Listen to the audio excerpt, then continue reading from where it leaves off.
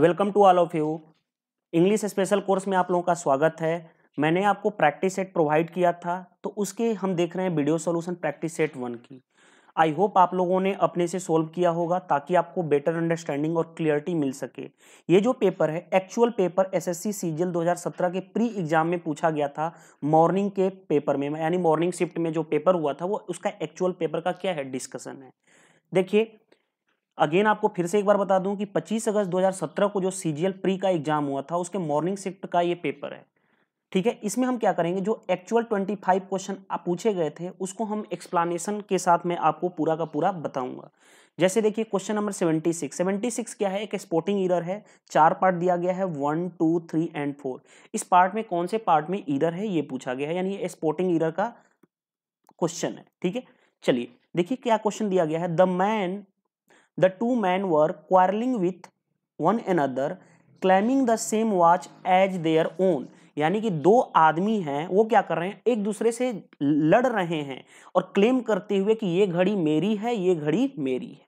ठीक है, एक ही वॉच के लिए दो पर्सन क्या कर रहे हैं, लड़ रहे हैं आपस में और क्लेम कर रहे हैं एक दूसरे को कि हाँ ये घड़ी जो है ये मेरी है, मेरी है। तो देखिए जब भी अगर हम 2 पर्सन की बात करेंगे,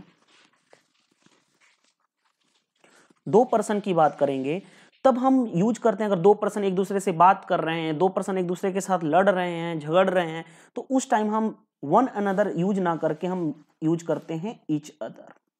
ठीक है, तो यहां पे one another that is the part wrong है, तो ऑप्शन पार्ट नंबर 2 में क्या है, ईरर है। तो इसका आंसर क्या हो जाएगा, ये कि जब भी कोई 2 पर्सन लड़ रहे हैं, 2 पर्सन एक दूसरे से बात कर रहे हैं, उस टाइम हम जब यूज करते हैं वो यूज करते हैं ईच अदर।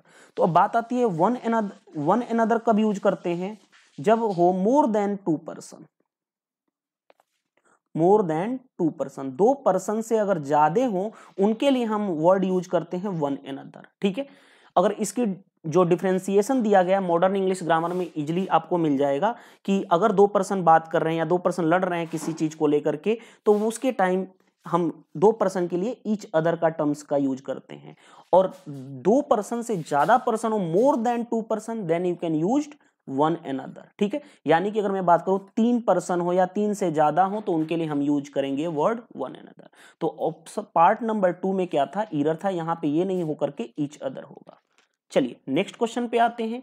ये नेक्स्ट क्वेश्चन भी स्पोर्टिंग एरर का क्वेश्चन है, दिया गया है, देखिएगा। Everybody knows that Bhutan is the most peaceful of all other country of the world.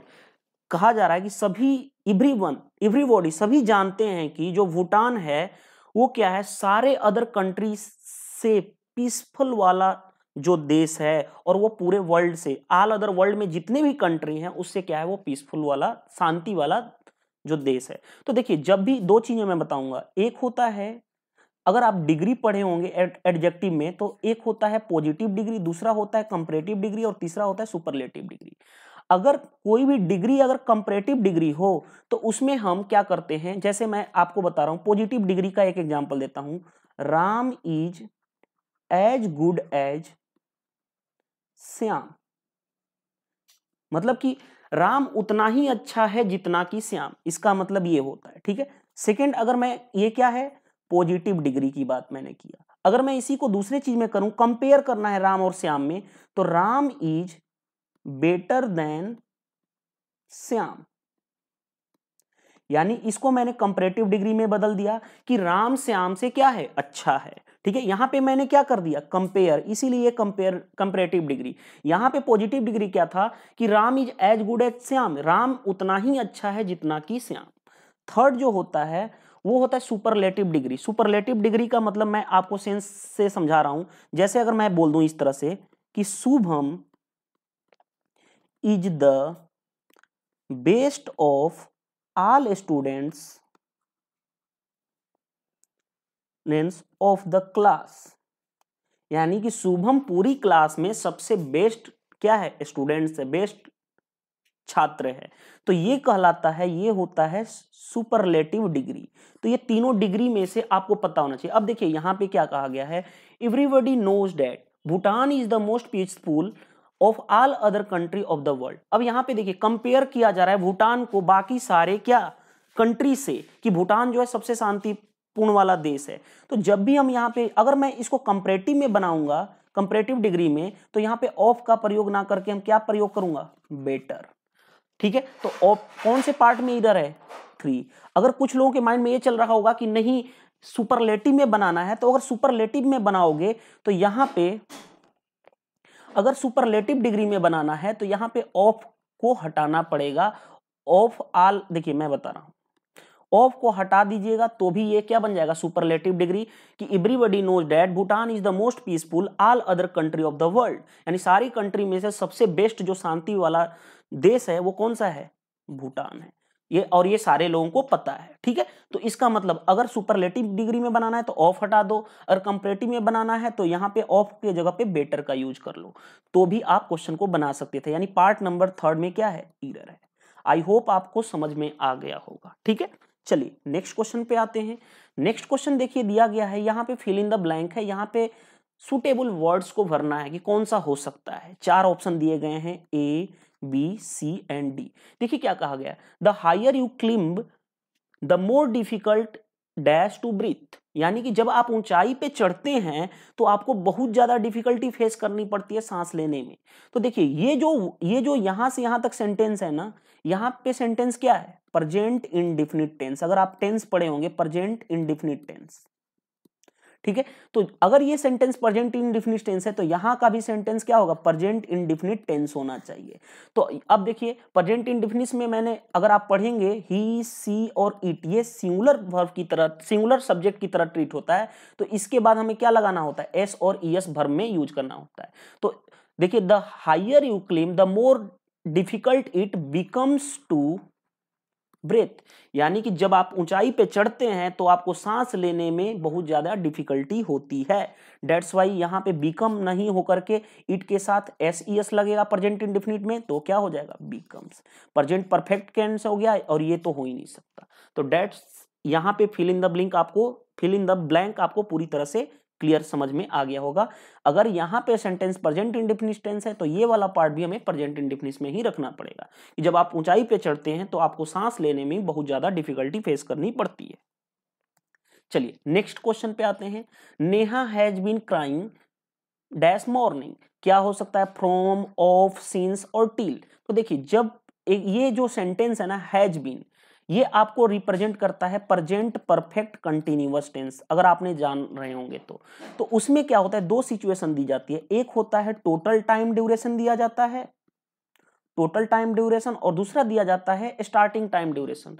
अगर टोटल टाइम ड्यूरेशन का मतलब क्या है कि 2 डेज, 3 डेज लिखा हो, ठीक है, 3 डेज, 4 ईयर, तो ये टोटल टाइम ड्यूरेशन दिया है। तो यहां पे हम जो यूज करते हैं वो 4 का यूज करते हैं।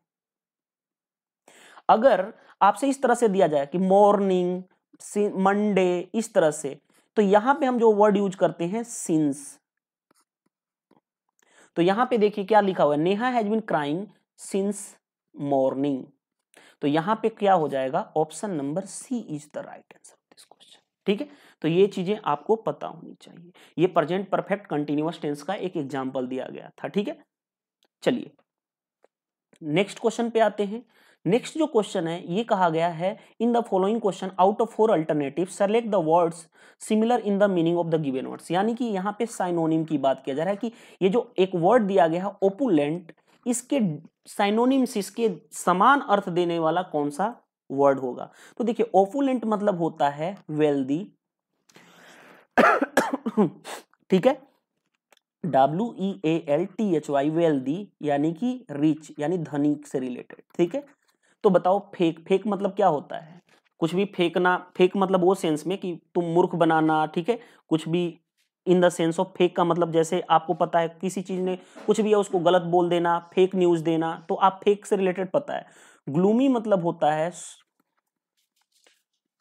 Showing a lack of hope, यानी आपके पास निराशा है, आप उस काम को नहीं कर सकते, आपके पास कोई होप नहीं है। जैसे आप एसएससी सीजीएल को क्रैक करने के लिए बहुत लोग कहते हैं मेरे से होगा नहीं, यानी आपने होप छोड़ दिया, आप निराश होकर बैठ गए, यानी उदास के सेंस में हम ग्लूमी का यूज करते हैं। रिच मतलब क्या होता है, धनी। सेल्फिश का मतलब सारे लोगों को पता है। तो इसके ओपुलेंट का जो एक्चुअल साइनोनिम्स क्या हो जाएगा, रिच। तो option number C is the right answer of this question.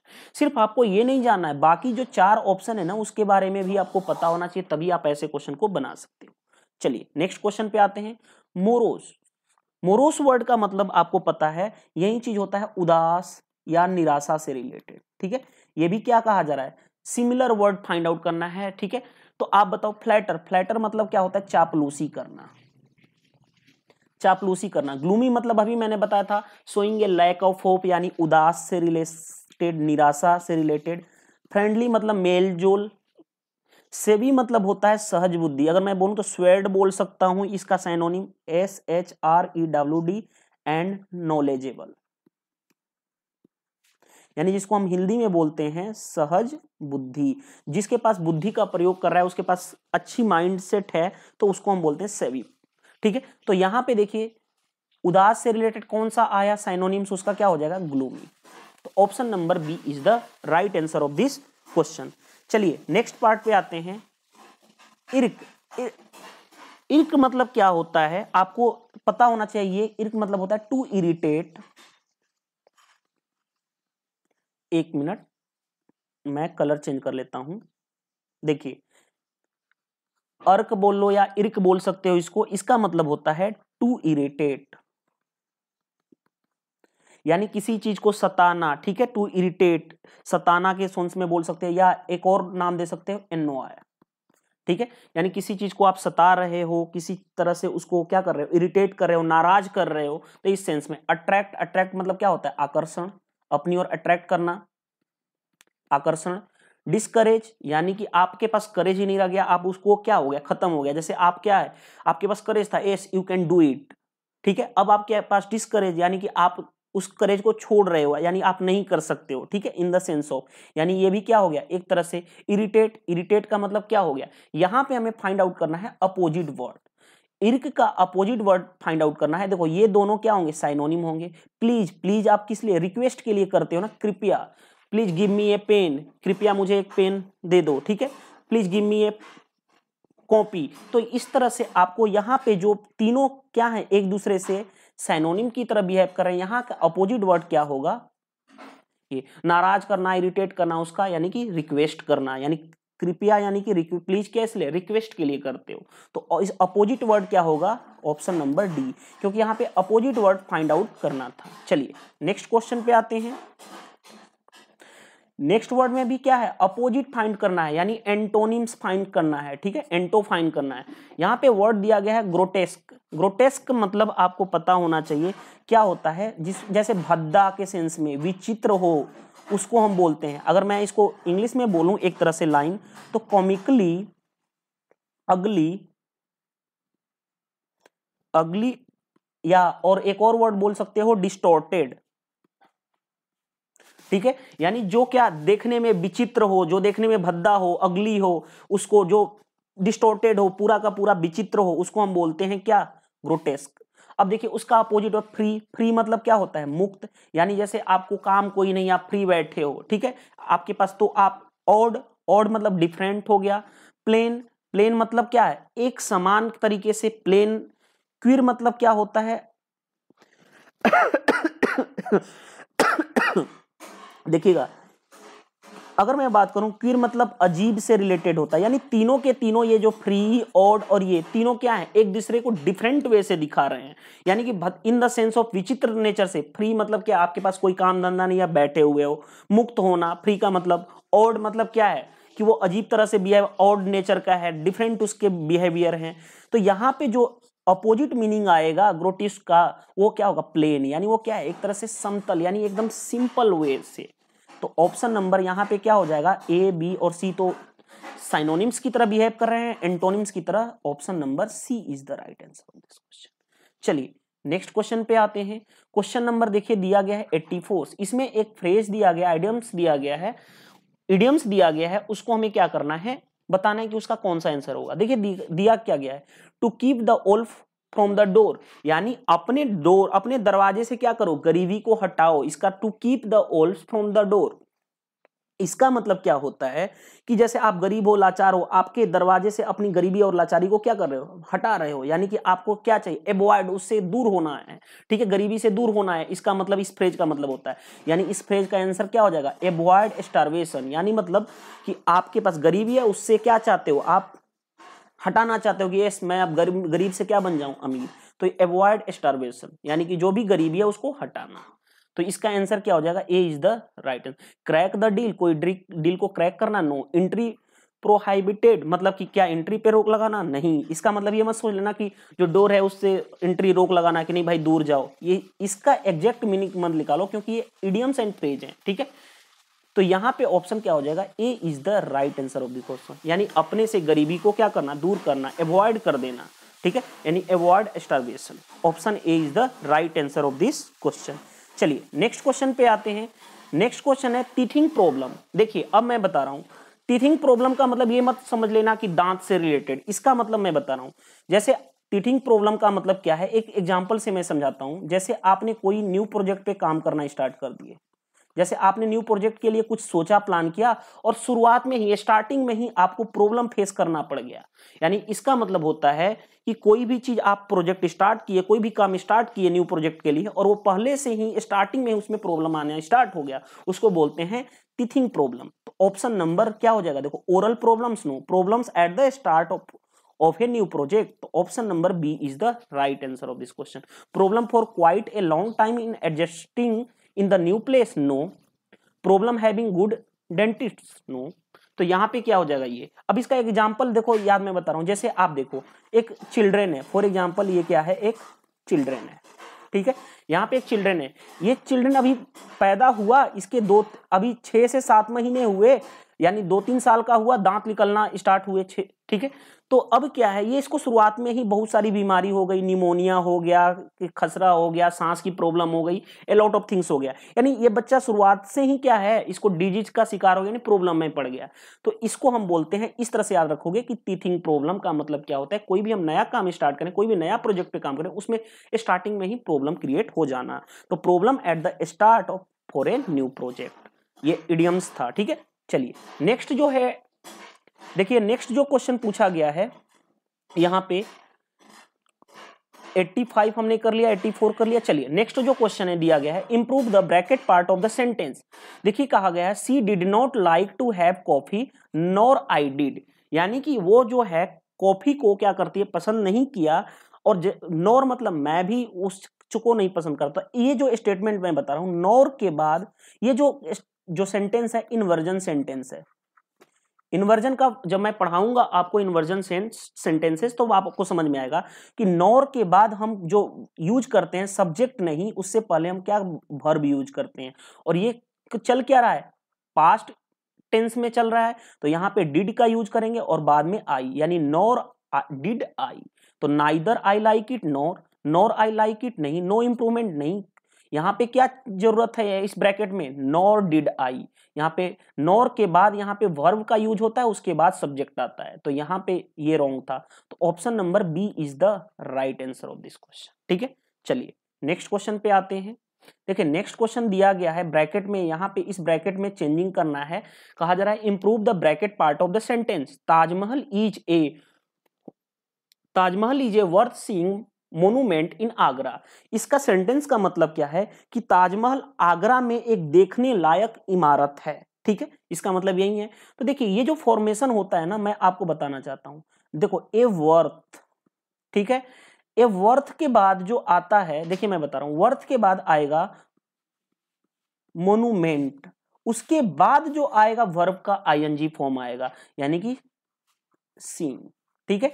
अब जैसे मैं आपको बताऊंगा कैसे, देखिए ध्यान से। अब मैं इसका स्ट्रक्चर बता देता हूं ताकि आपको कोई प्रॉब्लम ना हो, ठीक है। स्ट्रक्चर का मतलब क्या है, मैंने इस तरह से एक सेंटेंस लिख के बता रहा हूं आपको, ठीक है। ए बुक वर्थ रीडिंग, ठीक है। ए सॉन्ग वर्थ सिंगिंग। एक और लिख लेता हूं, ए फिल्म वर्थ सीइंग। देखिए ये मैंने 3 एक स्ट्रक्चर का फॉर्मेशन लिया हूं कि जो ए वर्थ सीइंग मोमेंट्स नहीं हो करके क्या आएगा, वर्थ के बाद जो होगा ना मोमेंट्स आएगा, उसके मोनूमेंट्स आएगा, उसके बाद सीइंग। इसका मतलब क्या है कि ताजमहल क्या है, आगरा में एक देखने लायक इमारत है। जैसे मैं इसका फॉर्मेशन बताया कि ए बुक वर्थ, देखो जो ये आया वर्ड ना, मैं बता रहा हूं आपको, देखिए ध्यान से मैं क्या बोलना चाहता हूं, आप ध्यान से देखिएगा तभी आप क्वेश्चन को बना सकते हैं, अदरवाइज आप क्वेश्चन में प्रॉब्लम में पड़ सकते हैं। 1 मिनट मैं लैपटॉप को चार्ज पे लगा लूं, कंट्रोल डी प्रेस कर लूं, 1 मिनट थोड़ी सी होल्ड पे आप लोग रहिएगा।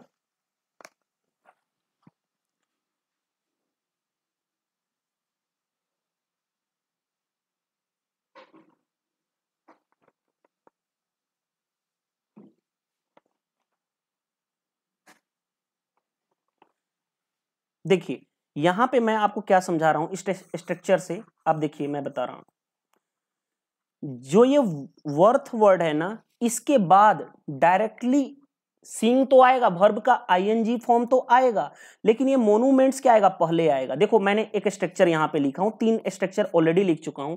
ए बुक वर्थ रीडिंग, यानी कि एक ऐसी बुक जो देखने के लायक हो। ए सॉन्ग वर्थ सीइंग, यानी एक ऐसा सॉन्ग गाना जिसको हमें सुनने के लायक हो। ए फिल्म वर्थ सीइंग, यानी एक ऐसी फिल्म जो देखने के लायक हो। तो यहां पे जो हम इसको करेक्ट करेंगे तो a monument, A monument worth seeing, यानी वर्थ के बाद डायरेक्टली वर्ब की क्या आती है, आईएनजी फॉर्म में आती है, और उससे पहले जो हमारा नाउन आएगा। जैसे देखो a monument worth seeing, a book worth reading, a song worth seeing, a film worth seeing. यानी इसका मतलब क्या है, एक ऐसा इमारत जो देखने के लायक हो, एक ऐसा बुक जो पढ़ने के लायक हो, एक ऐसा सॉन्ग जो सुनने के लायक हो, एक ऐसी फिल्म जो देखने के लायक हो। तो Taj Mahal is A monument worth seeing in Agra, यानी ताजमहल क्या है, आगरा में एक ऐसा इमारत है जो देखने के लायक है। तो ए मोनूमेंट वर्थ सीइंग, तो option number B is the right answer of this question. आप स्ट्रक्चर अगर ये माइंड में होगा आपके, तो आप आसानी से इस क्वेश्चन को बना सकते थे। यानी एक ऐसी बुक जिसको पढ़ने के लायक है, एक ऐसा सॉन्ग जो सुनने के लायक है, एक ऐसी फिल्म जो तो उसी तरह से एक ऐसी इमारत जो देखने के लायक है, तो यानी ए मोनूमेंट वर्थ सीइंग। ठीक है, तो यहां से आपको स्ट्रक्चर का पता चल गया होगा। चलिए नेक्स्ट क्वेश्चन पे आते हैं। देखिए नेक्स्ट क्वेश्चन दिया गया है one word substitution. One word substitution दिया गया है that which can not correct, यानी कि एक ऐसी चीज जिसको सुधारा ना जा सके, उसको करेक्ट नहीं किया जा सके, तो उसका मतलब होता है इनकोरिजिबल। इनकोरिजिबल का मतलब है कि ऐसी चीजें जिसको सुधारा नहीं जा सकता। ठीक है, अब इम्प्रिजनेबल का मतलब क्या है, इमोलेशन का मतलब क्या है, इनएग्जिबल का मतलब क्या है। इनएग्जिबल का मतलब क्या होता है, अयोग्य। जैसे आप फॉर्म भर रहे हो, किसी की एज ज्यादा हो गई, तो वो क्या है, उस पोस्ट के लिए, कुछ पोस्ट ऐसे हैं जिसके लिए आपकी एज ज्यादा हो गई, तो उसके लिए इनएग्जिबल हो। ठीक है, इमोलेशन मतलब अपने आप को क्या करना, आग लगा देना, इमोलेट करना, यानी अपने आप को आग लगा देना, तो इमोलेशन का मतलब ये है। ठीक है, और इम्प्रिजनेबल का मतलब है क्या है कि जिसको भेदा ना जा सके। अगर मैं बोलूं तो अभेद बोल सकते हो, यानी जिसको भेदा ना जा सके, जिसको पेंडिटेट ना किया जाए, जो बहुत ज्यादा क्या हो, स्ट्रांग हो, जो अजेय हो, बोल सकते हो। जैसे मान लो कि ये बॉडी है, इस पे हम कितना भी पेंडिटेट करें वो नहीं हो पाएगा, यानी अभेद नहीं कर सकते, इसकी बॉडी इतनी स्ट्रांग बनी हुई है, तो उस केस में हम क्या बोलते हैं, इम्प्रिजनेबल। तो यहां पे बोला गया था एक ऐसी, कहा गया है that which can not correct, जिसको सुधारा ना जा सके, जिसको करेक्ट नहीं किया जा सके, तो वो क्या होता है, इनकोरिजिबल। तो ये ऑप्शन क्या हो जाएगा, C is the right answer of this question. ठीक है, चलिए नेक्स्ट क्वेश्चन पे आते हैं। नेक्स्ट क्वेश्चन दिया गया है, ये भी वन वर्ड सब्स्टिट्यूशन का है क्वेश्चन। देखिए दिया गया, a person who is blamed for the wrong doing of others, यानी कि एक ऐसा पर्सन जो उसको दूसरी की गलतियों की वजह से उसके ऊपर ब्लेम दिया जाता है। ठीक है, अब जैसे देखो, मैंने कोई गलती किया, मैंने किसी और के ऊपर लगा दिया, इसने कोई गलती किया, किसी और के ऊपर लगा दिया। अब बताओ जो गरीब होगा वो क्या करता है, चुपचाप एक्सेप्ट कर लेता है कि मैंने ही गलती किया है। यानी इसका मतलब होता है कि इसको हिंदी में कैसे बोलते हैं, कि जो बलि का बकरा बन जाए, और उसको इंग्लिश में बोलते हैं एस्केप गोट। ठीक है, इसका मतलब हिंदी में होता है बलि का बकरा, यानी कि आपने कोई गलती नहीं किया है, दूसरों की गलती आपके ऊपर थोप दी गई, यानी आप बलि के बकरे बन गए, यानी एस्केप हुए। ठीक है, बर्सर मतलब क्या होना चाहिए, कैप्टोर मतलब क्या होना चाहिए, और फ्लैग्मेटिक मतलब क्या होना चाहिए, इसका भी मतलब आपको पता होना चाहिए।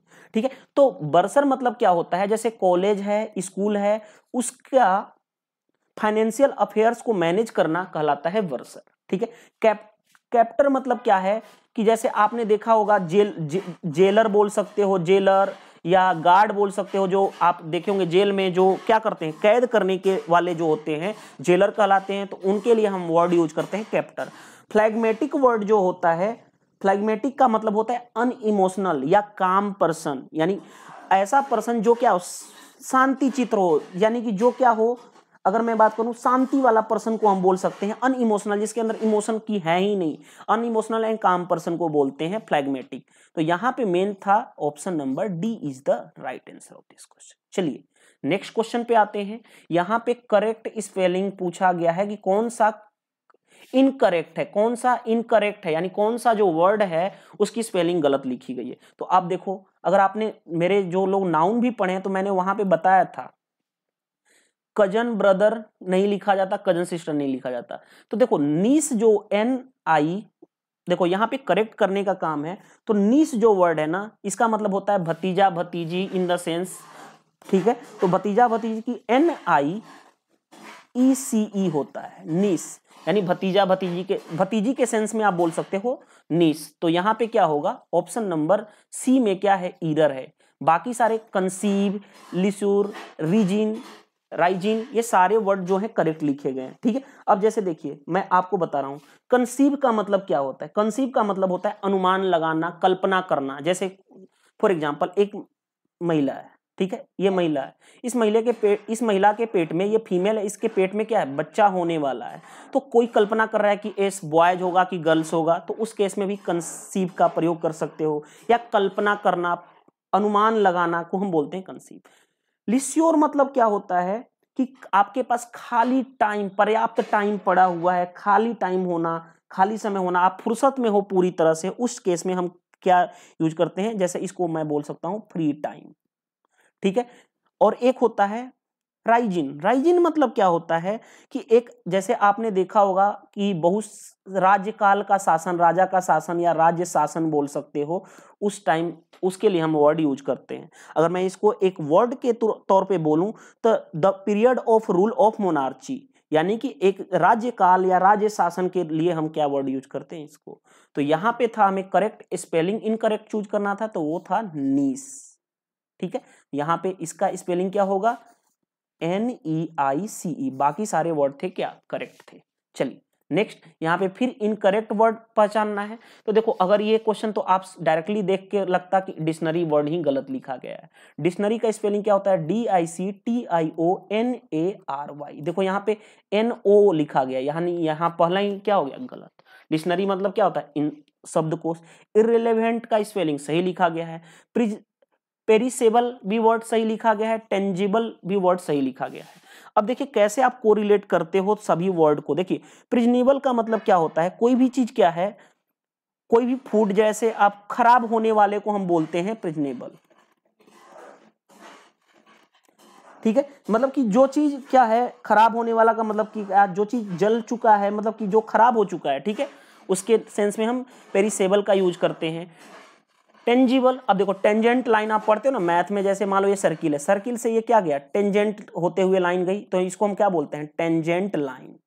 तो आप इससे देखो रिलेट करो, टेंजेंशियल मतलब जिसको छुआ जा सके, जिसको स्पर्श किया जा सके। आप पढ़ते हो ना टेंजेंट लाइन का हिंदी क्या, स्पर्श रेखा। तो टेंजेबल मतलब भी वही चीज होता है। इररिलेवेंट यानी जिसका कोई मतलब ही नहीं, आप कुछ भी बोले जा रहे हो, जिसका कोई सेंस ही नहीं, वो इस फॉर एग्जांपल कोई आपने प्रोग्राम किया, कोई और दूसरा चीज की बात करने लगा, वो उस प्रोग्राम के लिए इररिलेवेंट हो गया।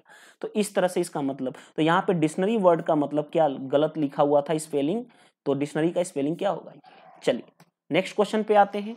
अब देखिए ये नेक्स्ट क्वेश्चन जो है ये पाराजंबल्स का क्वेश्चन है। पाराजंबल्स का मतलब क्या है कि जंबल्ड फॉर्म में PQRS दिए गए हैं, इनको अरेंज एक सीक्वेंस में करना है। ठीक है, देखिए सारे लोग इससे बड़ा डरते हैं, मैं आपको बता रहा हूं, अगर आपके पास अंडरस्टैंडिंग बेस है ना तो आप क्वेश्चन को आसानी से लगा सकते हो। देखिए क्या लिखा हुआ है, it had been uptim years since we had seen each other। Second देखिए, अब देखिए ध्यान से, वी वर्ड यूज किया गया है, यानी कुछ हम लोग कभी वी वर्ड सीन, हम लोगों ने कभी एक दूसरे को देखा होगा, या ये सिंस इसका मतलब यही हो रहा है ना। तो आपको वी वर्ड से पता चल गया क्या है कि ये पहला सेंटेंस तो हो नहीं सकता। ठीक है, अब आगे बढ़ते हैं।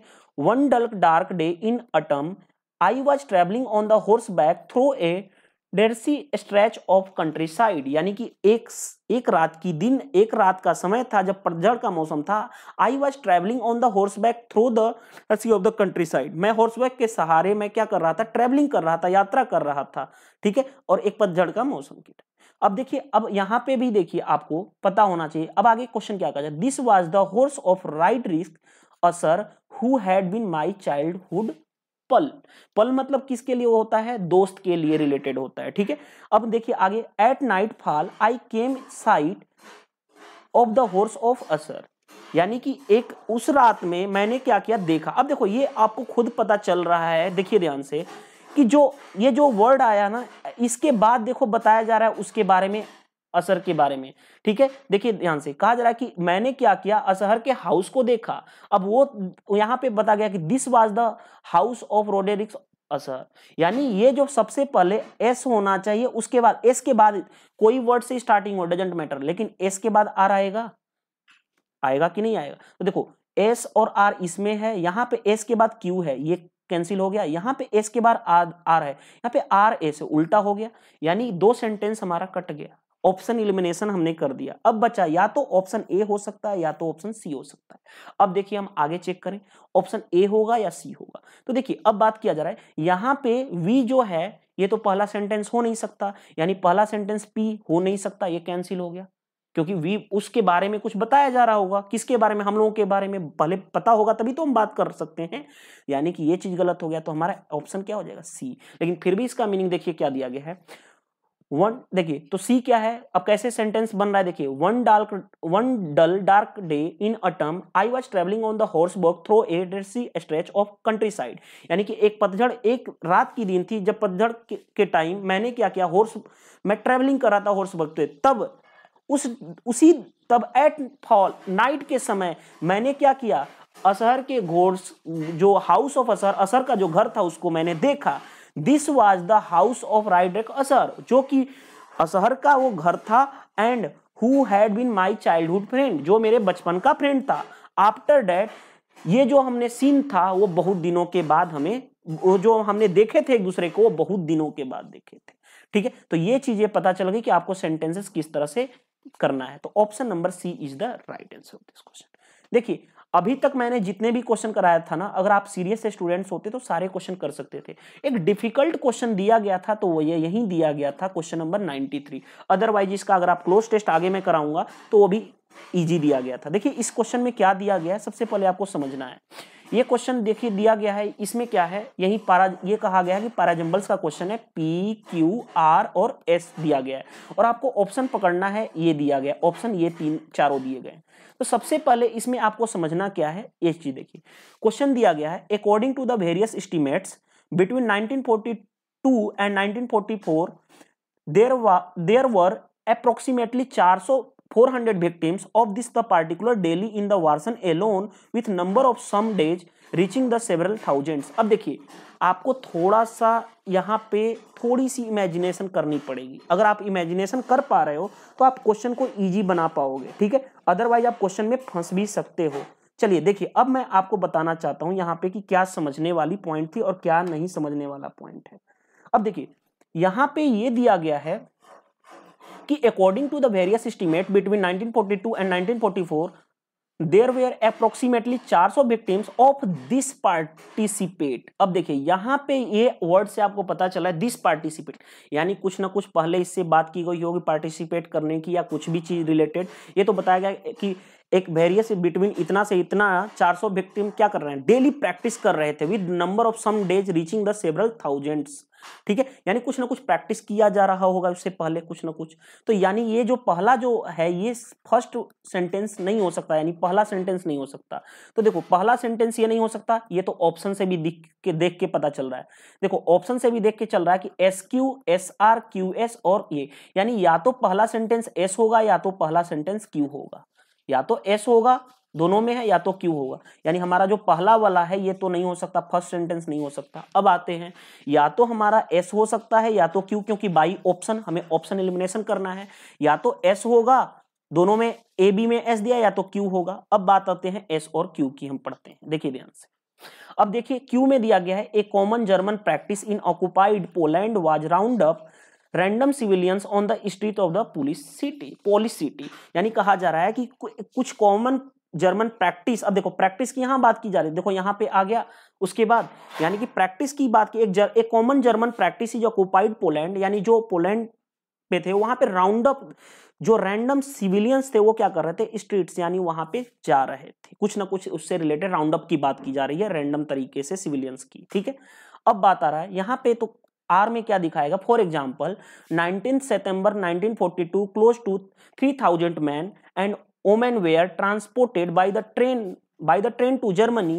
They had been caused in the massive roundup of the all over Wanson in the previous 2 days, यानी कहा जा रहा है कि जो एक एग्जाम्पल बताया गया कि 19 सितंबर 1942 से 3000 मैन और वोमेन जो ट्रांसपोर्ट किए जा रहे थे ट्रेन से जर्मनी, और उनके क्योंकि वो विक्टिम को पकड़ा गया था, उनको राउंड अप पे मासिव तरीके से पिछले 2 दिनों से ले जाया जा रहा था, उसके बारे में बात की गई है, ठीक है। अब देखो ध्यान से, तो मैंने बताया कि या तो पहले एस होगा या तो क्यू होगा, आर की भी बात नहीं की जा रही है, ये तो एग्जाम्पल बताया गया है एक, ठीक है। तो अब देखिए ध्यान से आगे पढ़ते हैं, या तो क्यू हो सकता है या तो एस। देखिए क्या कहा जाए, the term Lempka carried a sardonic connotation from the words earlier used for the children game known in English as tag। कहा जा रहा है कोई एक लैंप का जो वर्ड है, द टर्म्स है, वो क्या किया जा रहा है कि जो बहुत पहले से जो चिल्ड्रन गेम खेलते थे उसको टैग किया जा रहा है, मतलब एक सेंस बताया जा रहा है। तो देखिए अब आपके माइंड में क्या वर्ड आ रहा है कि सबसे पहले क्या होगा, कुछ ना कुछ जर्मन सिविलियंस की बात की जा रही है, तो यानी सबसे पहले जो हमारा माइंड में आना चाहिए वो क्या था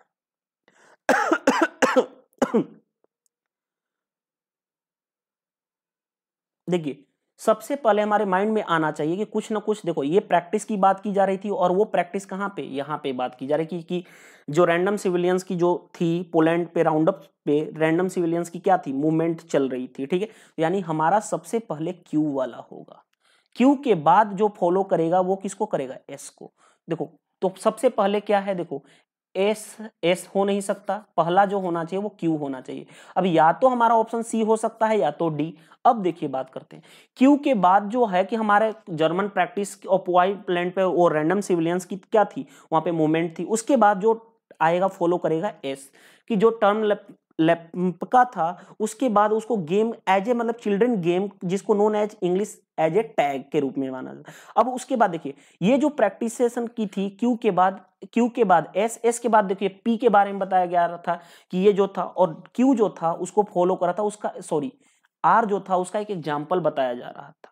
यानी ये ही एक क्वेश्चन थोड़ा सा डिफिकल्ट था, जिसको अंडरस्टैंडिंग नहीं थी वो कर नहीं पाता, अदरवाइज आप ऑप्शन एलिमिनेशन कर सकते थे।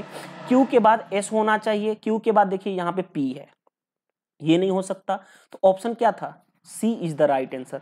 क्यू के बाद हमें क्या होना चाहिए, पी आना चाहिए, क्यू के बाद एस आना चाहिए, एस के बाद पी करेगा, और क्यों, क्योंकि पी को फॉलो करेगा क्या, आर, क्योंकि आर में क्या बताया गया, एक एग्जाम्पल बताया गया है कि ये जर्मनी से ट्रांसपोर्ट किया जा रहा था, 3000 में से जो मैन और वोमेन थे उनको कुछ ना कुछ रीजन से उनको पकड़ लिया गया था और उनको ट्रांसपोर्ट किया जा रहा था, ठीक है, transported by the train to Germany. ये चीज आर में एग्जाम्पल दिया जा रहा था, आर सबसे लास्ट में होना चाहिए था। देखो आर सबसे लास्ट में होना चाहिए था, ये यहां से भी पता चल रहा है कि option C is the right answer of this question.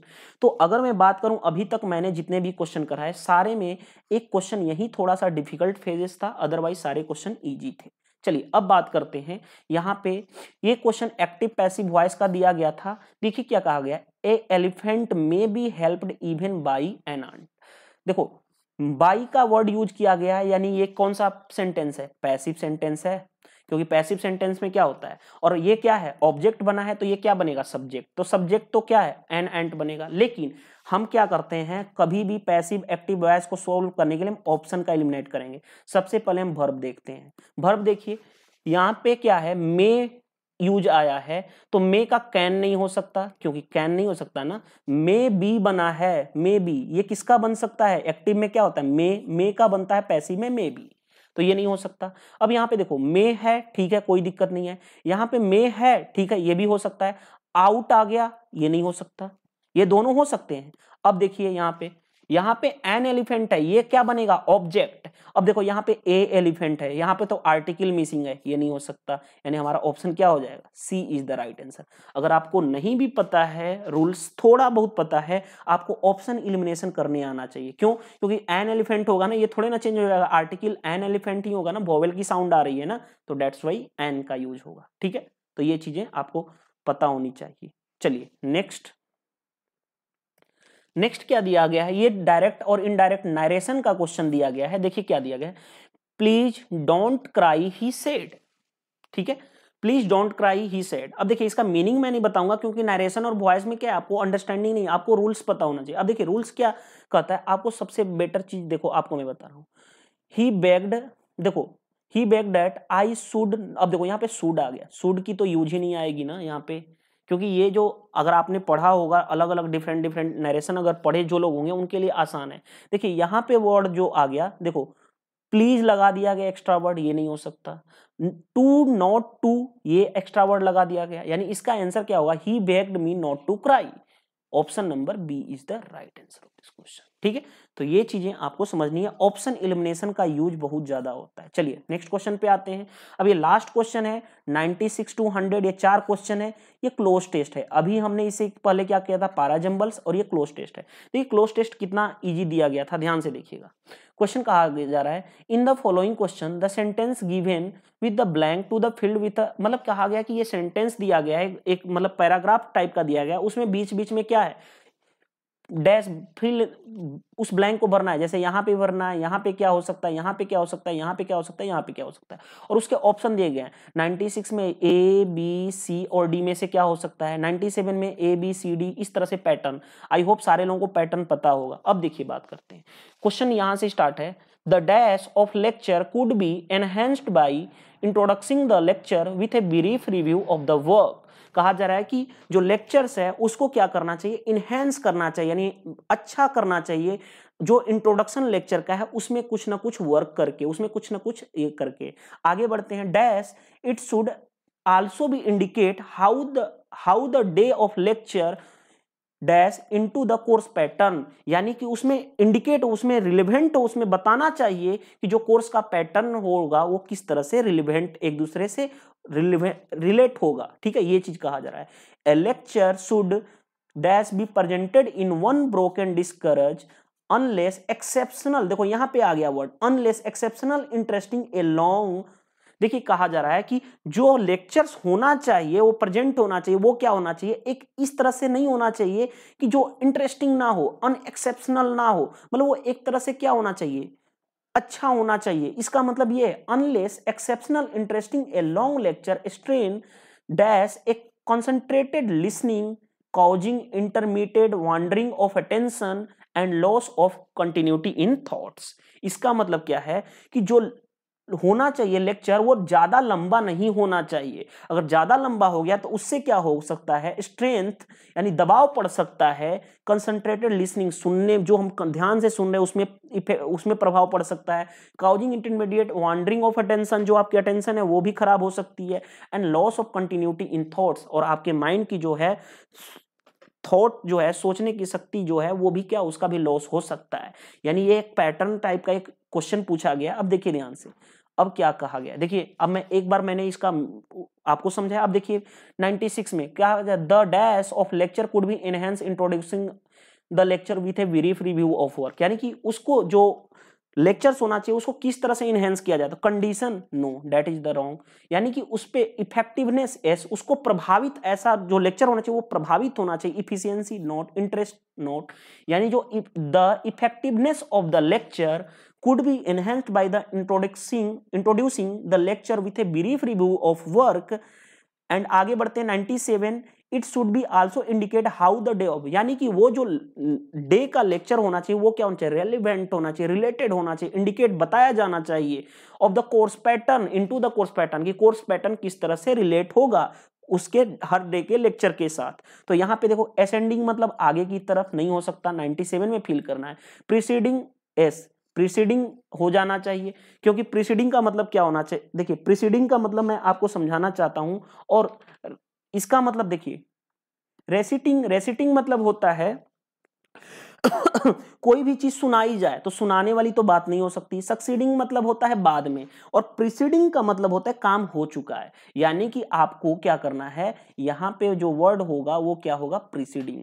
यानी क्यों, क्योंकि जो लेक्चर की ब्रीफ, जो लेक्चर को हम इनहेंस करेंगे उसमें कुछ ना कुछ हमें क्या करना पड़ेगा, इस तरह से उसकी जो इफेक्टिवनेस लाना है उसके वर्क को, तो उसको क्या करना होगा, उस काम को पहले से जो हो चुका है उसी को तो इंप्रूवमेंट करने की काम किया जाएगा।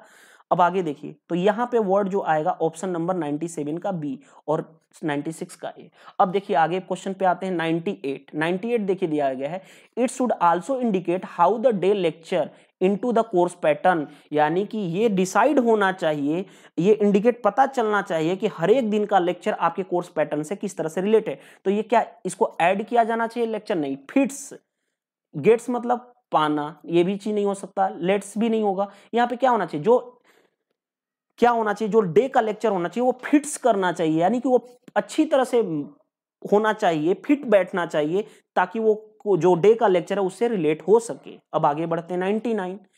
देखिए 99 में क्या कहा जा रहा है, a lecture should be presented in unbroken discourse unless exceptional interesting a long lectures. अब देखिए ध्यान से, कंटिन्यूअस लेक्चर दोगे तो और प्रॉब्लम्स आएगी। ऑफेन मतलब क्या होता है, इसका मतलब ऑफेन मतलब नहीं, रैंडमली भी नहीं वर्ड हो सकता, सेल्डम। यानी कि सेल्डम का मतलब क्या होता है कि बहुत कम, जो एक लेक्चर का प्रेजेंटेशन हो चाहिए वो इतना कम होना चाहिए ताकि बाद में उससे कोई इफेक्टिव, कोई भी प्रॉब्लम्स ना क्रिएट हो, चाहे वो किसी का माइंड हो, जैसे उसके ज्यादा लंबा ना कर दो कि वो आपके माइंड पे परफेक्ट पड़े। यानी कि लेक्चर क्या होना चाहिए, ऐसा इतना देना चाहिए, लेक्चर इतना कम होना चाहिए जिससे क्या वो इंटरेस्टिंग बना रहे। ऐसा ना हो कि वो अनइंस्टेंट मतलब कि अन एक्सेप्शनल हो जाए, जिसका मतलब कोई यूज ही ना हो, इंटरेस्टिंग ना लगे। मतलब ऐसे कम लेक्चर दिया जाना होना चाहिए उस प्रेजेंटेशन में, ताकि वो बच्चों को पसंद आए। अब आगे बढ़ते हैं, देखिए यहां पे कहा जा रहा है, a long lecture strain of a concentrated listening causing intermediate wandering of attention and loss of continuity. यानी कि अगर ज्यादा लंबा लेक्चर हो गया तो वो हमारी, देखिए अथॉरिटी, यानी नहीं यार, अथॉरिटी तो वो चीज होती है, डिफरेंट थिंग्स होता है, ठीक है, कंफर्टेबिलिटी नहीं, ठीक है, रिस्पॉन्सिबिलिटी नहीं, यानी कि क्या, कैपेसिटी। अगर एक लंबा लेक्चर हो जाए तो उससे हमारे माइंड की जो कैपेसिटी जो है, स्ट्रेंथ द कैपेसिटी, यानी कैपेसिटी पे हमारी प्रभाव पड़ेगा, जिसकी वजह से कंसंट्रेटेड लिसनिंग, जो हम सोच अच्छे से कंसंट्रेट होकर सुन रहे हैं उस पर प्रभाव पड़ सकता है। Causing intermediate wandering of attention, यानी जो हमने अटेंशन कंसंट्रेट बना के बैठे हुए हैं अटेंशन में, वो भी खत्म हो सकता है अगर लंबा लेक्चर हो जाए, तो लंबे देर का लेक्चर हो जाए तो। Loss of continuity in the thoughts, यानी जो आप सोचने की शक्ति है, सोच रहे हो कंटिन्यू की, हाँ उसमें भी क्या हो सकती है, कमी आ सकती है। तो इस तरह से आपको ऑप्शन पता चल गया होगा कि 96 का क्या होगा, बी, 97 का क्या होगा, प्रीसीडिंग, बी, 97 का क्या होगा आपको, बी, 98 का क्या होगा, डी, सेल्डम, एंड 96, 97, 98, 99 और 100 का क्या होगा, कैपेसिटी। तो इस तरह से मैंने 25 क्वेश्चन आपको ले रखे थे, जो आपको मैंने पूरी तरह से डिस्कस कर दिया, ठीक है। देखिए जो लोग इंग्लिश कोर्स ज्वाइन करना चाहते हैं वो ज्वाइन कर सकते हैं, क्योंकि इसमें वीडियो में मैं फिर से आपको एक बार रिपीट कर दूं कि किस तरह से आप ज्वाइन कर सकते हैं और कोर्स फी क्या होगा, सारा डिटेल्स देखिए। तो इस कोर्स में आपको क्या है, इस कोर्स का ड्यूरेशन है 5 to 6 मंथ, क्योंकि इसमें मैं आपको क्या एकदम बेसिक से लेकर के आपको हाई लेवल तक लेके जाने वाला। इस कोर्स की फी है 1199, जो आपको ये कोर्स की फी लाइफ टाइम तक यूज कर सकते हो। जो आपकी कोर्स कंप्लीट हो जाएगी उसके बाद भी आप लाइफ टाइम तक यूज कर सकते हो। That is the main benefit of this course. Video lectures भी मिलेंगे आपको, पीडीएफ प्रैक्टिस करने के लिए भी मिलेगा, पीडीएफ क्वेश्चन की अगेन आपको जो प्रैक्टिस है सेट मैं दूंगा, पीडीएफ प्रैक्टिस सेट उसको भी मैं कराऊंगा। और यहाँ पे बुक्स कौन कौन से कंप्लीट कराने वाला हूं ग्रामर के लिए, plinth to paramount and as well as SP Bakshi objective English grammar Arihant की, ये दोनों बुक्स को मैं लेके चलूंगा। इस बुक्स में कॉन्सेप्ट कराऊंगा और इस बुक्स का प्रैक्टिस सेशन, दोनों को कंबाइन करके ग्रामर कंप्लीट करूंगा। उसके बाद प्रीवियस ईयर के 40 प्लस प्रैक्टिस सेट में इस सेशन में कराने वाला हूं, और तीनों चीजें मैं कराऊंगा इसमें। आपको मैं बता देता हूं, वोकैब भी होगा, ग्रामर भी होगा और कॉम्प्रिहेंसिव। हम वोकैब और कॉम्प्रिहेंसिव पे ज्यादा फोकस करेंगे, इसीलिए देखें आओगे कि ये प्रैक्टिस सेट मैंने 1 प्रोवाइड आपको किया हूं। आई होप आप समझ गए होंगे। अब बात आती है कि क्या क्या चीज मिल गया, how to join this course, कैसे ज्वाइन कीजिएगा। तो आपको क्या करना है, इस कोर्स को ज्वाइन करने के लिए आप पेटीएम के थ्रू पे कर सकते हो, ये मेरा पेटीएम एप्स नंबर दिया गया है। गूगल तेज एप्स के थ्रू पे कर सकते हो, ये मेरा गूगल तेज एप्स नंबर दिया गया है। फोन पे एप्स के थ्रू पे कर सकते हो, ये मेरा फोन पे एप्स नंबर दिया गया है। अब बात आती है कि अगर आप, एक और ऑप्शन दिया गया है यहाँ पे, अकाउंट नंबर मेंशन है, इसके थ्रू भी आप पे कर सकते हो। जब आप पे कर दोगे तो आपको पे करने के बाद कैसे इस कोर्स को मिलेगा, तो आप उसको पे स्लिप की स्क्रीनशॉट या पिक्स आपको इस दिए गए व्हाट्सएप नंबर पे सेंड करना होगा। उसके बाद मैं आपको लिंक प्रोवाइड करूंगा, उस लिंक के थ्रू आप कोर्स में इनरोल हो जाएंगे और आप एक्सेस हो सकते हैं। If you are interested of this course then you can join this course. अगर वीडियो अच्छी लगी हो तो वीडियो को लाइक जरूर कीजिएगा। Thank you, bye bye.